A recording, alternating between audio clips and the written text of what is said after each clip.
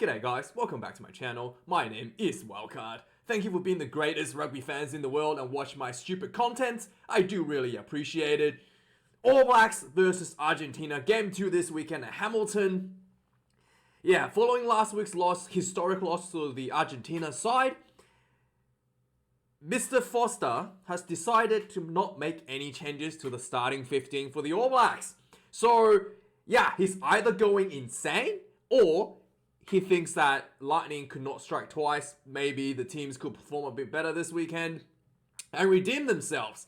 Either way, let's go into see what happened before the game. So, following last week's loss to the All Blacks, obviously, there was a lot of talk about what happened, who's to blame. Foster obviously decides to blame the referee. Just kidding, he did not blame the referee, but there was a bit of a talking point that the Argentinians were able to hold up the All Blacks attack player to slow them down from releasing the ball. Essentially, they try to create a maul, and then the All Blacks players are trying to basically put their knee on the ground, and then the referee, once the referee sees the player's knee touches the ground, he calls for the tackler to release the ball carrier, and that essentially slows the game down because the player that's technically being tackled can't release the ball immediately because he's technically being held up for a bit longer than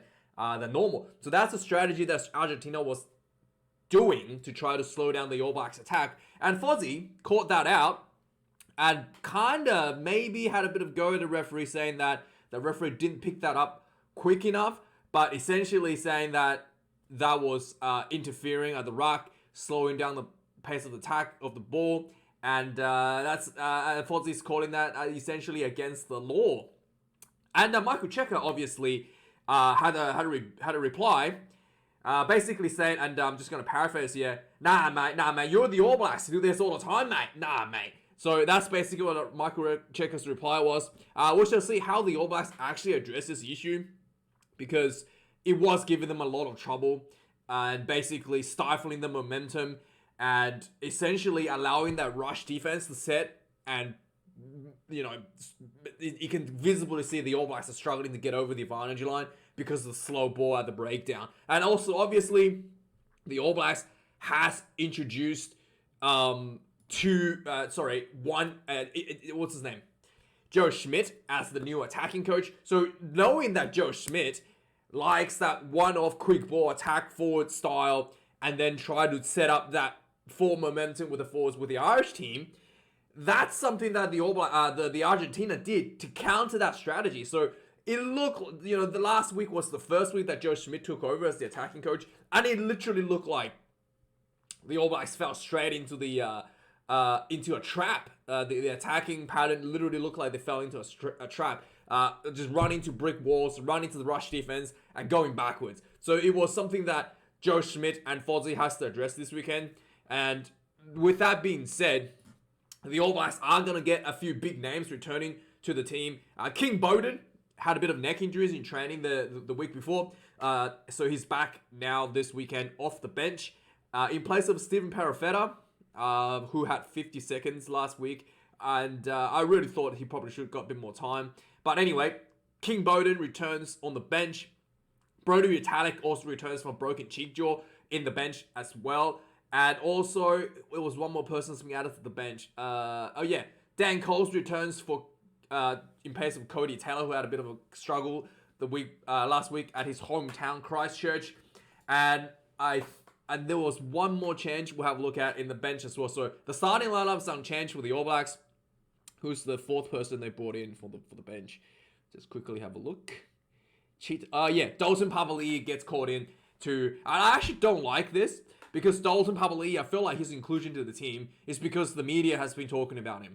The John Kerwin at the Breakdown, which is a New Zealand rugby show, I guess it's... I don't know how much people watch that show, but it's a pretty prominent rugby show. Probably it's kind of like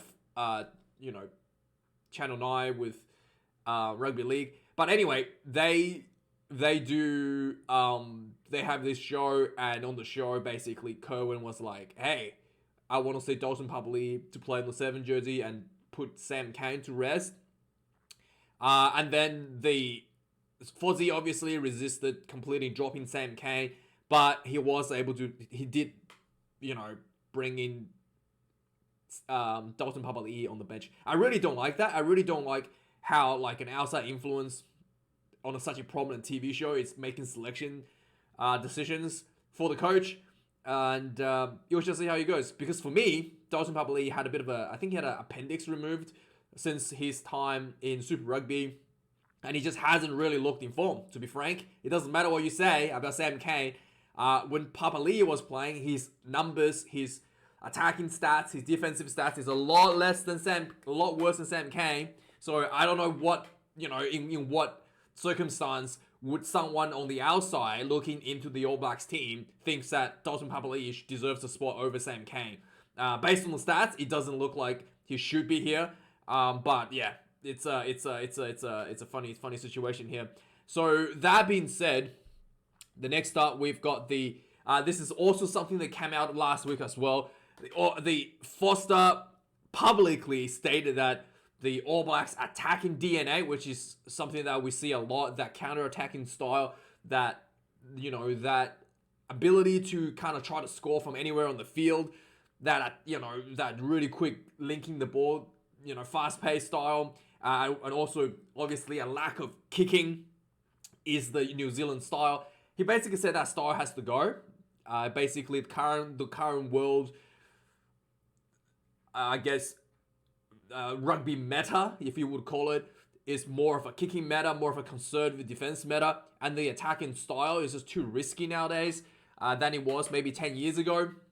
So he literally came out last week and said that they have to adapt a more conservative approach. So I would not be surprised if we see a lot more kicking game out of the All Blacks this weekend as well as a result of this statement. To be frank, when the All Blacks did run the ball, they utilized the space out wide. They look a lot better than the Argentinian side, but literally the one time they did it, they scored a try. And I really felt like, yeah, maybe that wasn't the issue, the attack. I thought, the All Blacks attacking was probably too conservative instead of, not conservative enough, according to Fozzie. So some stats as well, some really interesting stuff from the player stats. So if we have a quick look at the All Black side, the loose forwards actually did a lot of work for the All Blacks in terms of run meters and carries. So you can see this is the third number here is the runs. So you can see that the loose forwards and locks are quite a bit of runs. Scott Barrett 9 runs, Frizzell 10 runs, Savia 11 runs. Like, that's a lot of runs out of the 4-pack. So obviously that is something that fell straight into the defense on the Argentinian side. And as you can see that as a result, the players out wide, like, let's see, let's find a player out wide. Caleb Clark's 8 runs, Will Jordan 7 runs, 29 meters. So you can see that the 4-packs are getting more runs than, your wingers. That's something that, and again, some of these wingers runs are just, people having the ball kicked to them. So yeah, there's a lot of carrying from the All Blacks 4-pack on the weekend. In terms of defense, again, the All Blacks defense just not, the stats came out is that the Argentina defense had to make way more tackles and made the same amount of missed tackles. So the All Blacks defense overall, I thought was okay, especially if some people were criticizing Sam Cane, probably giving away the penalty here. So turnover conceded. So 8 tackles, 0 miss. That's okay for it's on par with everyone else. It's not like he played really poorly. And also he was taken off the field around 60 minutes as well, so he didn't play the full game. So a lot of this criticism against Sam Cane, I thought it was a little bit unwarranted. People were just trying to find like a target to attack. So he's not doing worse than anybody else for someone who only plays 60 minutes. The discipline, you might argue that is a bit of an issue here. Sam Cane, 2 penalties conceded, but same again, Scott Barrett, Whitelock all conceded penalties. Lomax conceded strong penalties as well. And also, I do think that the that, one thing that I kind of pointed out before the selection of Ethan de Groot is his defense. So he made 3 tackles, missed 2 tackles. Yeah, I feel like that's something that he definitely needs to still continue to improve. I do notice that the All Black scrummaging is a lot better with de Groot and Lomax. Haven't seen an All Black scrum being this dominant for probably like a couple of years now. It's quite impressive. But the defense for de Groot definitely to be polished up just a little bit. For the Argentinian side, I think the most talented side is the defense. Like I said, Marcos Crema, 26 tackles on 1 missed tackle. That is insane. I don't know I've seen another player that's done this many tackles. I think Scott Barrett got close in the first test against Ireland. He made like 20-something tackles, but I don't think it was 20. It was like 24 or something, but got close. That is a superhuman performance. 26 tackles and only missed 1. Again, everybody else was doing insane numbers as well. Montoya, 18 tackles. Matera, 13. Look at these tackle numbers is already quite insane, and especially considering how few tackles they've missed. Argentina attacking distance a lot less than the All Blacks, but they were able to convert their opportunities into points more efficiently. Yeah, so the weather this weekend is going to be at Hamilton. It's going to be a bit of rain. This is going to be played in the what is it called? In the, I think it's a Chiefs home stadium. So there's not gonna be a roof. It's gonna be open stadium, and yeah, this could get a bit slippery out there as well. And I think in a slippery conditions, this is my favorite New Zealand a bit, because New Zealanders do play with a lot of dew on the ground, pretty consistent basis. And Argentina, coming from a drier nation, I feel like this could be a big advantage with a bit of rain on Saturday for the All Blacks. Yeah. And also, so yeah, let's have a look at the lineups now. So like we mentioned, the All Blacks unchanged. Argentina has made a few changes themselves. They basically shuffled up the bench to the starting position, kind of did a bit of a swap and brought in like 1 new players. So essentially it is the same team. They're just going to be coming off the bench at different times, and the combinations and everything just going to be the same, but swapped around between the first and second half. So I would like to say, I would say that the Argentinian side is also a same starting team, pretty much the same starting team from the All Blacks as well. So from the start, Ethan de Groot, Somasani Takiaho, and Terrell Lomax starting for the All Blacks once again. The scrummaging was really impressive. The lineouts were good, and the Moore looked actually impressive when they scored that first try. It looked unstoppable. I have not seen the All Black Moore being that efficient and the scrum being that good. So these guys have done their work, earned their payday in that regards, and clearly seen that they've done a lot of work in the background as well. For the Argentinians, Thomas Gallo, Julian Montoya, Joe Scarvey in the scrummaging definitely struggled, definitely a bit of improvement. But at the breakdown, Julian Montoya is the man. Again and again was able to turn over the ball at critical times for the Argentinian side to stifle the All Blacks attack. And really painful to see that happening again and again. So the locking position, Sam Whitelock and Scott Barrett comes back in for the 4 and 5 position. I do think that Scott Barrett at a 5 position does bring that stability to the set piece. I do think that he's a much better lock than he is at a number 6 as a loose forward, because the size and his technique in the rocks, in the scrums and in the maul is very good. Even like more defense as well. Scott Barrett is probably, I think, one of the best in New Zealand when it comes to those set piece areas. So I really like him at number 5. And last week, again, that dominance in that scrummaging and dominance in that lineouts set piece is, I thought, largely attributing to Scott Barrett doing some of the hard work there as well.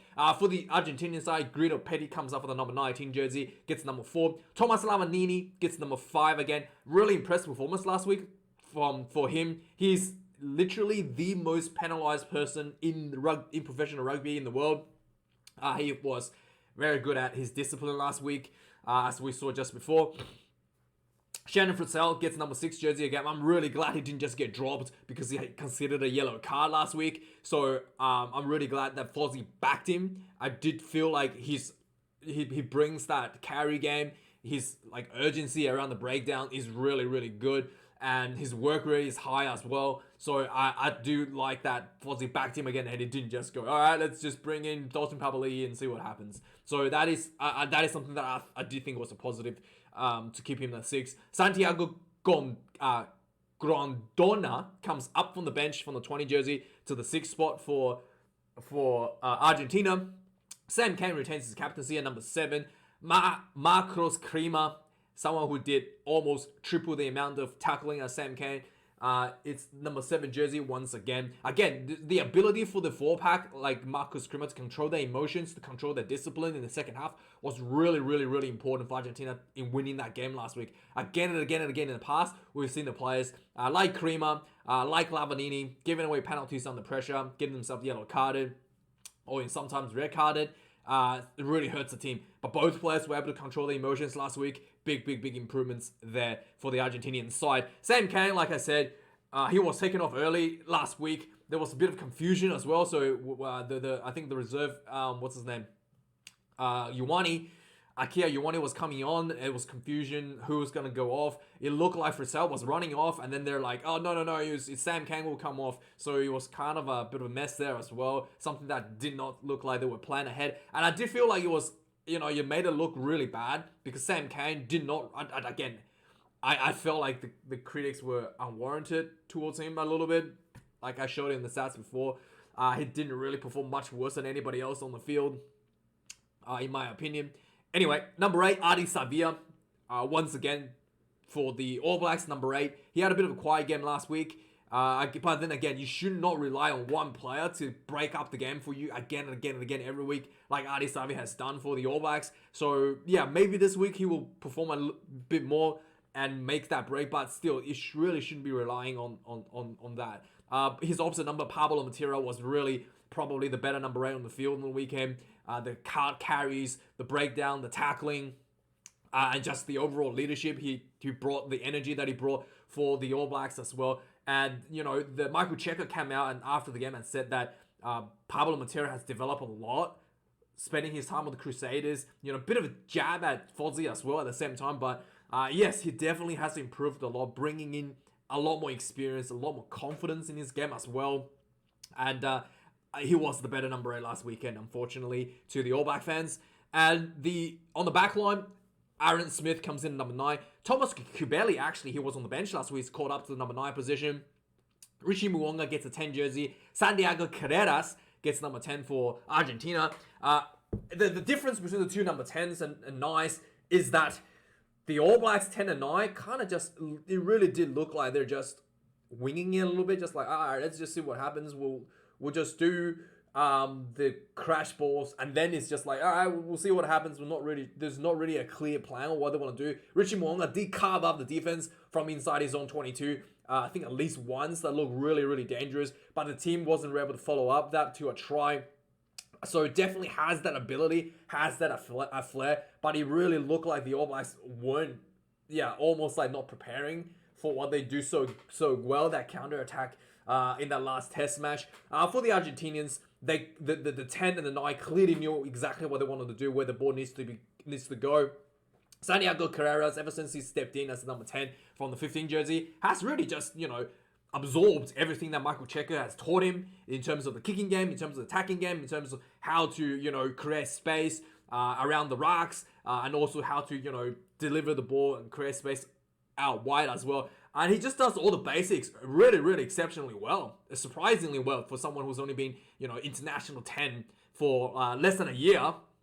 So he just gets the box ticks, and it's paying off for Argentinas. They don't need something too fancy. They don't need him to do crazy counterattacks from inside the 22 like Richie Mo'unga did last week, and just get the basics done, and it's working for Argentina. For the All Blacks, Caleb Clark comes in at number 11. He was unleashed out wide to score that first try. I believe it was him who scored a try, and I thought his physicality probably needs to be used a little bit more around the field for the All Blacks to create those opportunities.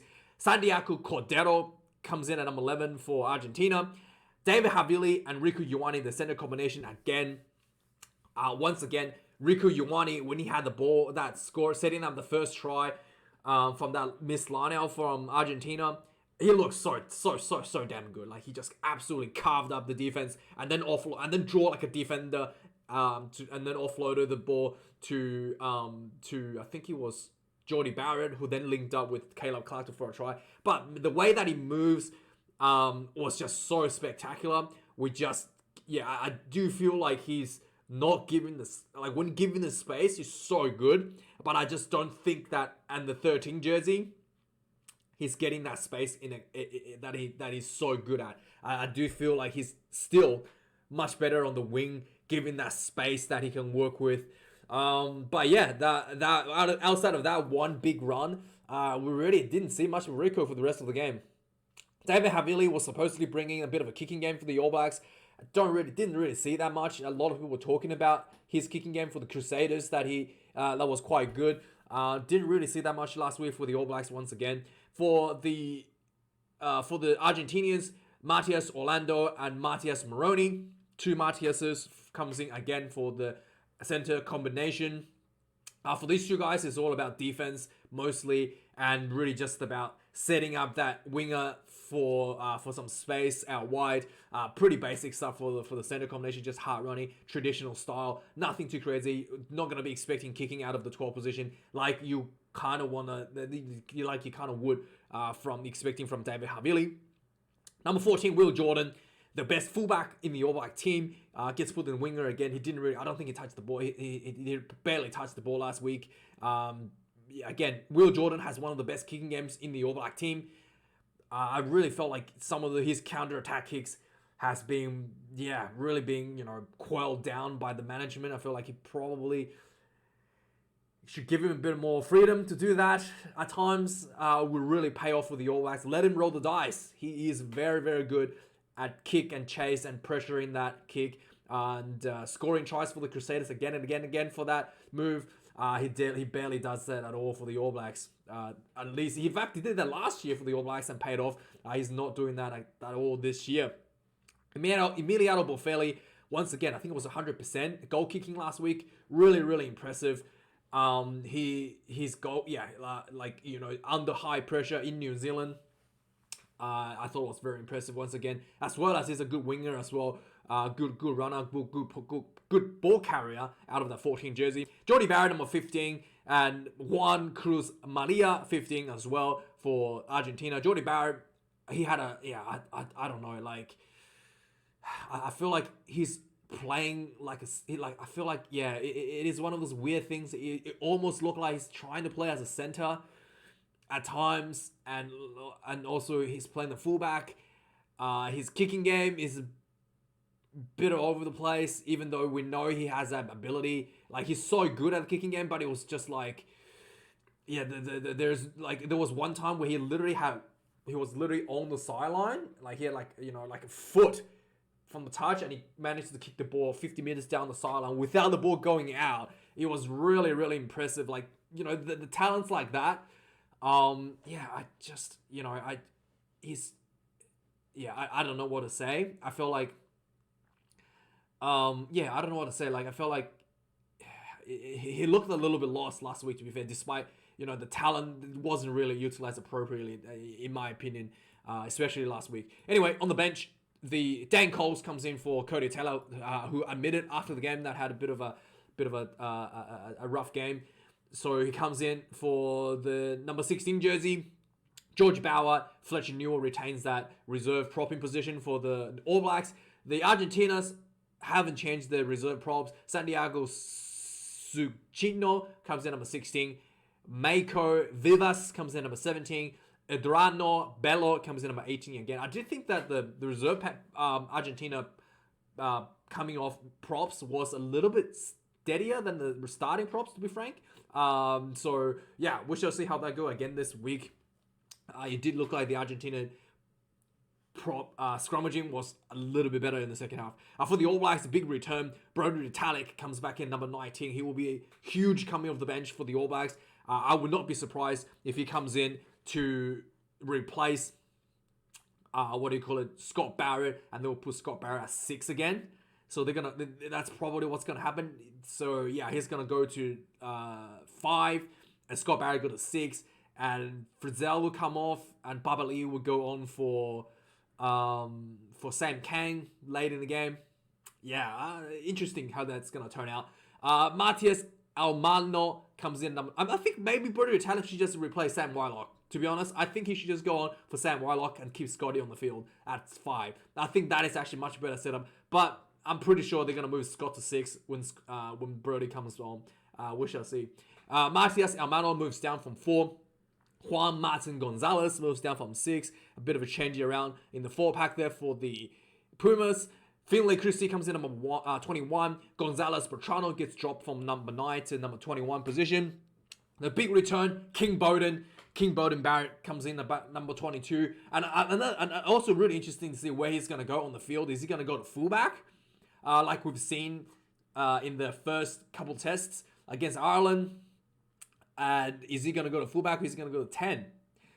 We shall see how that goes, because there is a bit of a move that they tried where Bowden went to fullback and having either he goes to fullback or Richie Moana goes to fullback and having Jordy Barrett at center. So I'm not sure if that's what they're going to do again. And Quinton Tupaya comes in at 23, so he's probably going to go on for Havili at some point in the game. So they probably going to... This is probably what they might do. They might put Patea at 12 and... did I